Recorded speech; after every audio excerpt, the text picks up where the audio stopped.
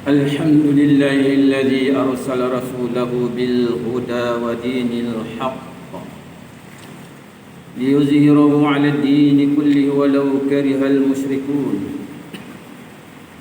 أشهد أن لا إله إلا الله وحده لا شريك له، وأشهد أن سيدنا محمدا عبده ورسوله. اللهم صل وسلم وبارك على سيدنا محمد وعلى آله وأصحابه ومن تبعهم بإحسان إلى يوم الدين. أما بعد، فيا عباد الله، اتقوا الله حق تقاته ولا تموتن إلا وأنتم مسلمون. أعوذ بالله من الشيطان الرجيم. يا أيها الذين آمنوا اتقوا الله ولتنظر نفس ما قدمت لغد واتقوا الله إن الله خبير بما تعملون. Al-Hasyr ayat 81. Wahai orang-orang yang beriman, bertakwalah kepada Allah dengan mengerjakan suruhannya dan meninggalkan larangannya. Dan hendaklah tiap-tiap diri melihat dan memerhati apa yang ia telah sediakan dari amal-amalnya untuk hari esok, hari akhirat. Dan sekali lagi diingatkan, bertakwalah kepada Allah. Sesungguhnya Allah amat meliputi pengetahuannya akan segala yang kamu kerjakan. Sidang jemaah yang dirahmati Allah sekalian, saya berpesan kepada diri saya dan tuan-tuan sekalian, marilah sama-sama kita bertakwa kepada Allah Subhanahu wa taala dengan kita mentaati segala titah perintahnya, dan dalam masa yang sama kita meninggalkan setiap larangan dan tegahannya. Mudah-mudahan kita diberikan kejayaan dan keselamatan hidup di dunia dan juga di akhirat. Manusia di muka bumi ini boleh diibaratkan seperti seorang musafir yang sesat, yang tersesat di tengah kota raya yang amat sibuk dan sesak. Dirinya seolah-olah hilang arah sehingga tidak tahu atau terkeliru. Bagaimanakah hendak melepaskan diri daripada tersesat jalan bagi meneruskan perjalanan ke destinasi seterusnya?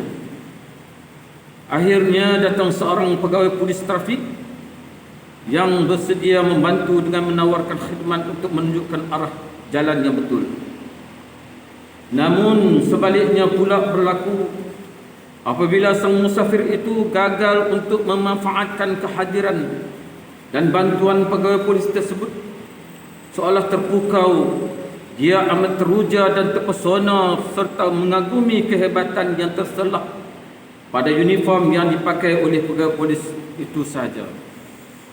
Sepatutnya musafir itu tidak patut mensia-siakan kesempatan tersebut untuk bertanya akan arah jalan mana yang mesti dilaluinya bagi meneruskan perjalanan, dan bukan ianya begitu asyik dan leka dibuai dengan perkara-perkara remeh yang langsung tidak membantu untuk menyelesaikan masalah-masalahnya. Sewajarnya ia sudah dapat mengatasi masalah yang sedang dihadapinya jika dia bertanya dengan pegawai polis trafik itu yang sangat arif dan mahir mengenai jalan dan laluan yang patut dilalui ketika berada di jalan yang bersimpang siur di kota raya itu. Sidang jemaat yang dirahmati Allah sekalian, demikianlah tadi sebagai contoh bagaimana manusia gagal menghargai kehadiran Nabi Muhammad sallallahu alaihi wasallam di atas muka bumi ini yang diutuskan khas oleh Allah Subhanahu wa taala bagi mengajar dan membimbing manusia tentang perkara yang berhubung dengan hal-hal keduniaan dan kerohanian. Dalam kehidupan seharian mereka di dunia dan kehidupan selepas hari kebangkitan di akhirat, baginda merupakan sumber ilmu yang tidak mungkin diperolehi dari sumber yang lain selain darinya. Baginda menyebarkan risalah keimanan dan menyampaikan dakwah kepada seluruh umat manusia. ke arah kehidupan yang bertunjangkan kepada menyembah Allah yang Maha Esa, Tuhan pentadbir sekalian alam. Lahirnya baginda Rasulullah sallallahu alaihi wasallam adalah sebagai pembawa rahmat kepada seluruh alam dan menjadi penyelamat kepada segala kerosakan akhlak dan penyelewengan akidah yang amat berluasa pada zaman itu, serta menjadi tonggak kekuatan ketika tersebarnya Islam yang semakin berkembang pesat selepas peristiwa pembebasan Makkah dari cengkaman kaum musyrikin selama berabad lamanya. Firman Allah Ta'ala dalam surah Al-Anbiya ayat 107, A'udzubillahi minasyaitonirrajim, wa ma arsalnaka illa rahmatan lil alamin. Maksudnya, dan tiadalah kami mengutuskan engkau wahai Muhammad melainkan untuk menjadi rahmat bagi sekalian alam. Muslimin sidang jemaah sekalian, walaupun telah jelas dan terang kedatangan Rasulullah sallallahu alaihi wasallam memberi kebahagiaan dan kerahmatan kepada seluruh alam ini, khususnya umat manusia, namun amat menjadikan apabila junjungan besar kita Rasulullah sallallahu alaihi wasallam telah menjadi mangsa kelemahan dan fitnah akibat daripada kegagalan kita dalam menghayati dan membela kemuliaan akhlak dan kepribadian Rasulullah sallallahu alaihi wasallam. Media sosial telah disalahgunakan sebagai satu alat utama untuk mengecam dan mengeji Rasulullah sallallahu alaihi wasallam secara berleluasa, yang bukan saja dilakukan oleh musuh Islam, bahkan oleh umat Islam sendiri. Dengan perasaan bongkok dan sombong, mereka telah mempersoalkan kewujudan dan risalah kebenaran Rasulullah sallallahu alaihi wasallam. Mereka berkata, kenapa pula manusia mesti mengikut dan mentaati diri kepada Rasulullah sallallahu alaihi wasallam, padahal semua agama menyeru kepada menyembah Tuhan dan mengabdikan diri kepadanya. Sidang Jumaat yang dirahmati Allah, justru sekiranya manusia tidak memberi perhatian yang serius terhadap kehadiran utusan Allah ini dan mengambil manfaat daripadanya dengan merenung sabda-sabdanya atau hadis-hadisnya dan mengikuti serta mentaati kepadanya, maka samalah kedudukan seorang yang tersesat jalan bertemu dengan pegawai polis trafik tetapi tidak bertanya tentang jalan-jalan yang hendak dilaluinya. Manusia akan tersesat dan tidak memahami hakikat tujuan hidup mereka yang dijanjikan Allah di muka bumi ini. Peranan dan tugas penting dalam hidupnya sebagai khalifah Allah, walaupun dikurniakan dengan akal fikiran, mereka tidak akan mampu menyingkap tabir rahsia dirinya, apatah lagi nafsu dan syaitan menguasai diri manusia. Allah telah menjelaskan dalam Al-Quran, A'udzubillahi minasyaitonirrajim, Alam a'had ilaikum ya bani Adam an la ta'budu syaitan innahu lakum aduwwun mubin. Maksudnya, bukankah aku telah perintahkan kamu wahai Adam supaya kamu jangan menyembah syaitan? Sesungguhnya ia musuh yang nyata terhadap kamu. Nabi Muhammad sallallahu alaihi wasallam sebagai seorang rasul yang sangat sayang umatnya berusaha menyelamatkan umatnya dari ancaman musuh tradisi iaitu syaitan dan hawa nafsu.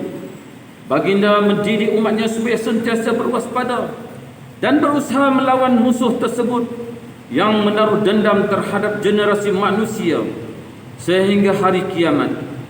Baginda juga menyeru kepada umatnya agar berpayung di bawah ajaran Islam secara syumul, kerana hanya dengan cara inilah sahaja yang dapat menjamin keselamatan kita di dunia dan di akhirat.